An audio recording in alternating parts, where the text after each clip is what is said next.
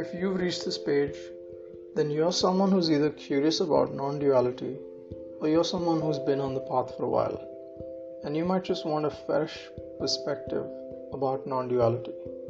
So regardless of where you are in your journey, I hope you find this video helpful and that it simplifies non-duality for you. If you have any comments, feel free to leave it in the comment section, and I'd love to get your input in how to design some of these next videos. So some wise sages have already said that if you're reading about non-duality, then your head is already inside the tiger's mouth. So this means that you can just relax and surrender. Let the information do the work of chewing away at your mind. Now let's get into talking about non-duality.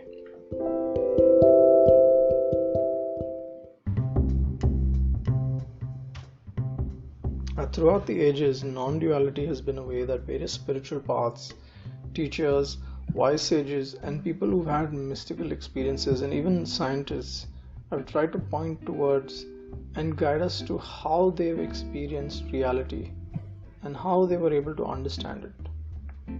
And these folks pointed out and tried to use signposts to tell us how reality really was. So not as a religion or a teaching or a philosophy or even an intellectual concept, but really what reality actually is, the real nature of it. So what is this thing called non-duality? So as a word, non-duality literally translates from the Sanskrit word advaita to not two. So not two things. So let's ponder this concept for a second.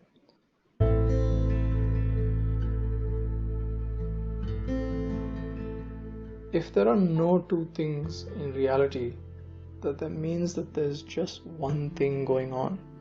So it's just one thing that doesn't leave any room for anything else. Just one substance, nothing outside that substance, nothing other than that substance. And that means this substance has just been here and it's always going to be here forever.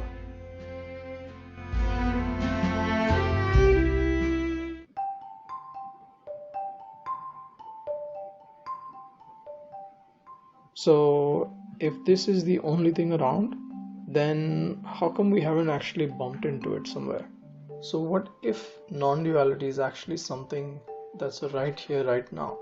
I mean, by the very definition, if it is everywhere, then it must be where you're sitting. It must be around you as well. It just can't be something that's here. It has to be something that's there as well.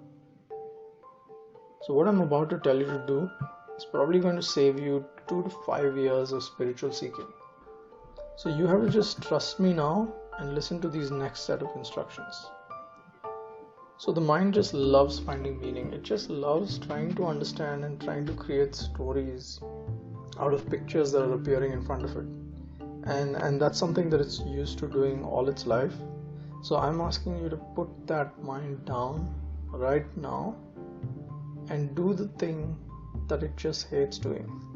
Just look in probably the last place that the mind wants to look to find answers, and turn your attention to the now. The right now in your experience. So let's take a step back and look. Right now, just look for that one thing that's supposed to be the substance of everything. If it's everything, then it means that it's everywhere and it's around you right now. So it has to be present and it has to be there with you. So take the next 20 seconds and just try to stay in your present moment and look at everything that's around you. Really just soak into that experience of being alive and look from there. Tell me what you see.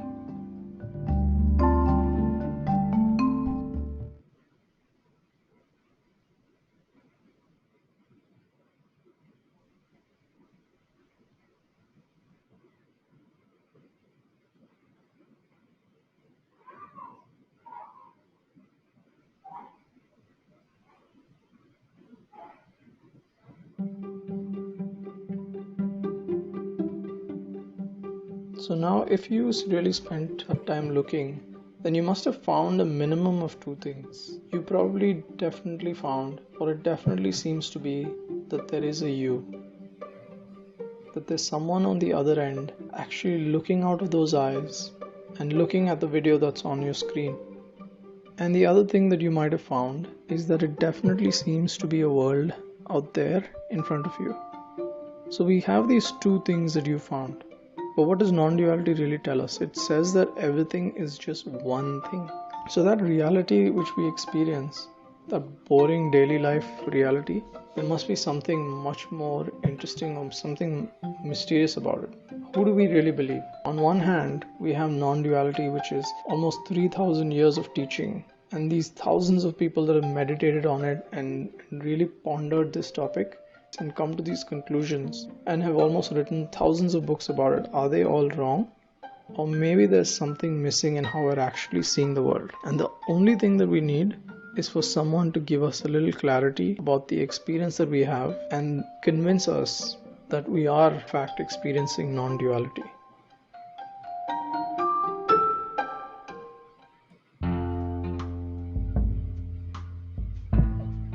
So why do we want to study non-duality anyway? Well, for starters, this is the only topic that has remained consistent, or the message that this topic gives has been consistent over almost 5,000 years. You have entire traditions, entire spiritual paths, lineages of sages, and also being the foundation of all the religions at its very core. I mean, it's probably the only thing that all religions have in common, and that hasn't changed in the entire time that we've had the written word, always spoken this same concept. The other thing that it does is it conclusively explains two fundamental mysteries of science, and those mysteries are what is matter and what is consciousness. I mean, you don't have a doubt right now that there's something that you're experiencing. The world or that matter out there definitely seems to be real, and you can't even doubt that there is something that's conscious and sitting right there in the chair. So what is that consciousness that's actually registering this information? There's no doubt that it exists. But isn't it strange that those two things called you and the world that we found in our experience are the two things that we see, are the two things that science is actually struggling to find? Well, that should be a pointer for us to try and look and decide for ourselves then. Is this something that you want to just believe? Or is this something that you want to actually try and research and in your own experience come to a conclusion of whether it's true or not? So just open your mind that there's an entire mystery to that daily boring existence that you live in, and this reality is actually something much more magical and much more deeper than you can even imagine. Let's go on a journey and just explore this mystery.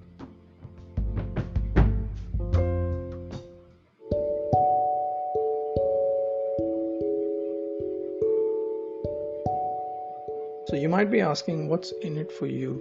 Well, they say that knowing about non-duality doesn't really give you superpowers, but it does make life a lot better. It does end all those existential questions about the meaning of life and what your purpose on this earth is, and it helps you reduce mental suffering from thoughts.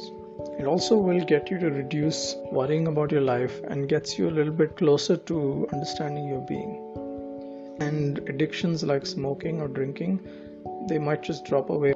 And let's not worry too much about mystical experiences. There are a few people that have them, but don't depend on them. In fact, desiring mystical experiences is probably the number one problem that people face in non-duality. So I hope you've enjoyed this short introduction to non-duality. Stay tuned for more deep dives into the nature of reality and a little bit more of a deeper look into what non-duality actually is and the various different paths and traditions that make up non-duality. I'll be looking to post more of these in the future, but for now, feel free to support me through my Patreon page or just click the link in the comments below.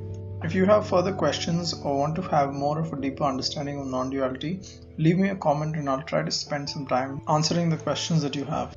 Hope you guys have a lovely day ahead.